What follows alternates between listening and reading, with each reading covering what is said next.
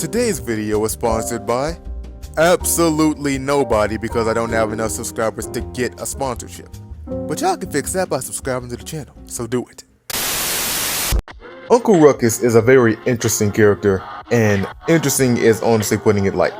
But let me tell you something, okay? I've heard racial slurs before in movies and media and all kinds of shit, but I have never seen anybody who is quite as creative at making new racial slurs as he is. Not to mention the confidence in his voice when he says it.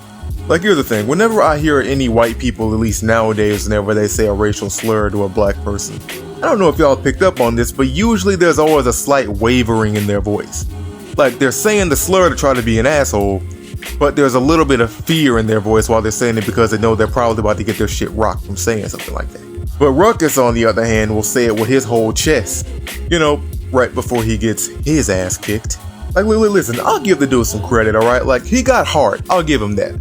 I mean, we're literally talking about a guy who will straight up just say some racist shit in front of a whole group of black people, yet somehow get surprised when they start whooping on him. But honestly, his racism isn't even half as bad as that delusional shit that he be telling himself about that revitiligo shit. So for all the uneducated people out there, I'm gonna give you guys a quick explanation of exactly what vitiligo is. Now keep in mind, I said vitiligo, not revitiligo. And vitiligo is a skin disease that eats away at the pigmentation of the skin.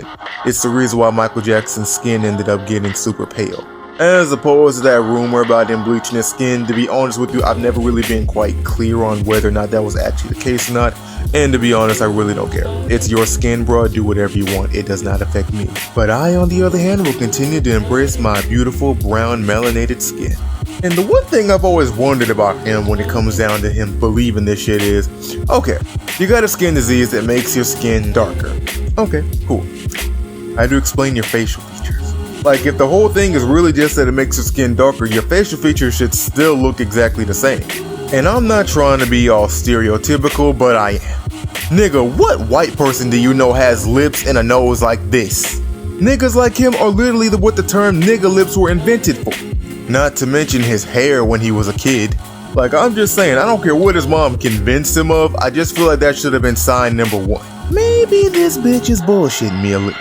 Especially with the way he was acting in that Jimmy Rebel episode. Now, I'm gonna have to explain this episode a little bit because I heard that it got banned. So, for anybody who hasn't heard of the episode, basically this episode is, there's a racist country singer called Jimmy Rebel who's based on the actual racist singer Johnny Rebel.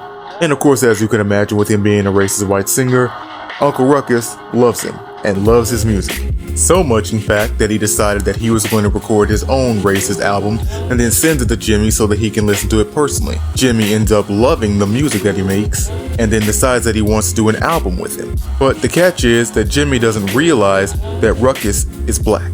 And honestly, based on how nervous Ruckus was acting when it came to meeting Jimmy, it tells me straight up that deep down, under all the things he tries to tell himself, he knows in his heart that he is an actual black man. Talking about some revitiligo, bro. Sit your ass down somewhere, boy. Nah, bro, we don't do that around here, my nigga. Nah.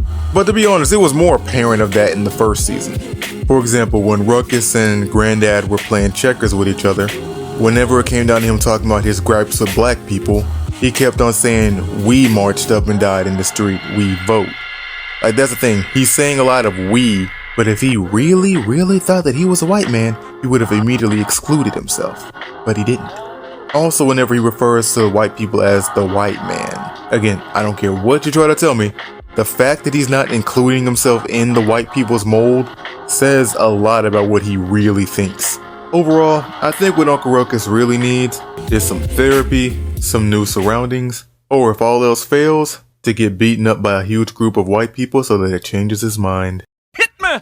Appreciate you guys for watching this video, everyone. It was really fun to make. I'm actually considering going through all the episodes and then just ranting about all of them individually, so let me know in the comments if you'd be interested in seeing something like that. Like always, if you want to support my channel, hit your boy with a quick subscribe and leave a like so that it helps me out with the algorithm.